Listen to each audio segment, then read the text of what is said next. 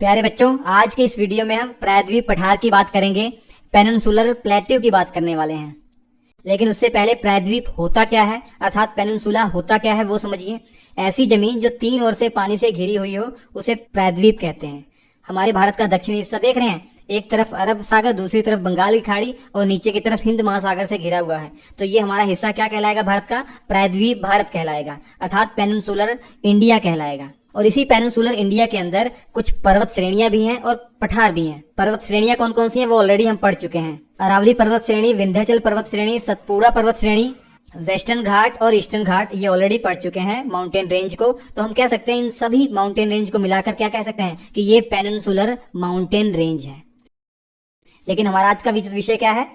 Peninsular plateau. मतलब इस प्रायद्वीप भारत में, इस पेनिनसुलर इंडिया में जो पठार है या जो प्लेट्यू है उसी की हमने बात करनी है, जिसे पेनिनसुलर प्लेट्यू कहा जा रहा है। आगे बढ़ने से पहले एक दिमाग में एक चीज क्लियर रखिएगा कि जो हमारा प्रायद्वीप भारत है ये गोंडवाना लैंड का हिस्सा था, वहीं से टूट कर ये आया है और जो यूरेशियन प्लेट है उससे टकराया है। उसी के बाद हिमालय पर्वतों का निर्माण हुआ है, ये सब आप जानते ही हैं। तो इनडायरेक्टली मैं कह सकता हूं कि पेनिनसुलर प्लेट्यू ये गोंडवाना लैंड का हिस्सा है। तो इसका मतलब ये हो गया कि हिमालय पर्वत से बहुत ज्यादा पुराने होंगे। हिमालय पर्वत से तो तुलना ही नहीं कर सकते हैं। हिमालय पर्वत तो बहुत नवीन पर्वत श्रेणी है, जबकि हमारा जो पेनिनसुलर प्लेट्यू है ये बहुत पुराना है। कहीं आपको ये तो डाउट नहीं है कि प्लेट्यू क्या होता है अर्थात पठार क्या होता है? पर्वतों की तरह ये भी ऊंचे ऊंचे होते हैं, लेकिन ऊपर की तरफ ये फ्लैट होते हैं, टेबल की तरह फ्लैट होते हैं, इसलिए इन्हें टेबल लैंड भी कह दिया जाता है। जबकि पर्वतों के आप जानते हैं वो पिरामिड की तरह, चोंच की तरह ऊपर होते, तीखे होते हैं। और पठार या प्लेट्यू ऊपर की तरफ समतल होते हैं, लेकिन ये भी पर्वतों की जैसे ही ऊंचे ऊंचे होते हैं। तो प्लेट्यू क्या होता है इसमें डाउट नहीं होना चाहिए आपको। तो इस पेनिनसुलर प्लेट्यू का जो टोटल एरिया लगभग देखेंगे तो 16 लाख वर्ग किलोमीटर है इसका एरिया।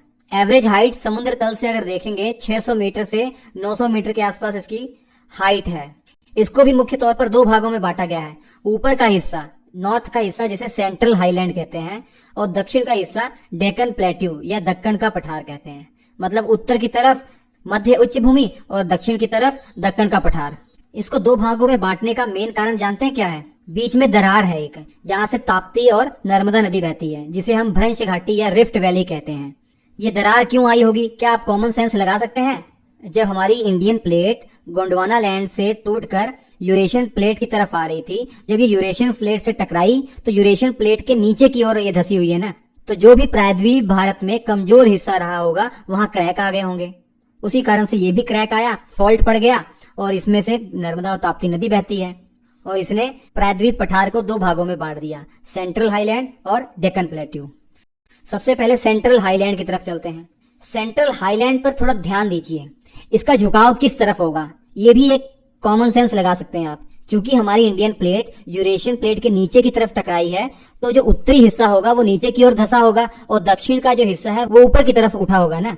तो इसलिए इस सेंट्रल हाईलैंड का जो उत्तरी भाग है वो धसा हुआ है और दक्षिणी भाग उठा हुआ है। इसका सबसे बड़ा प्रमाण क्या है कि जितनी भी नदियां इस सेंट्रल हाईलैंड में हैं वो दक्षिण से उत्तर की तरफ जा रही हैं। जैसे यमुना की 4 महत्वपूर्ण सहायक नदियां चंबल, बेतवा, सिंध और केन, इनका फ्लो आप देखिए, ये दक्षिण से उत्तर की तरफ जा रही हैं। तो जिस तरफ ढाल होगी उसी तरफ ये जाएंगी। और ये ढाल क्यों आई ये आप समझ चुके हैं। और सेंट्रल हाईलैंड के नॉर्थ वेस्ट में देखेंगे अरावली पर्वत श्रेणी है, जो गुजरात में, राजस्थान में, हरियाणा में और दिल्ली तक फैली हुई है, जिसके बारे में हम ऑलरेडी पढ़ चुके हैं।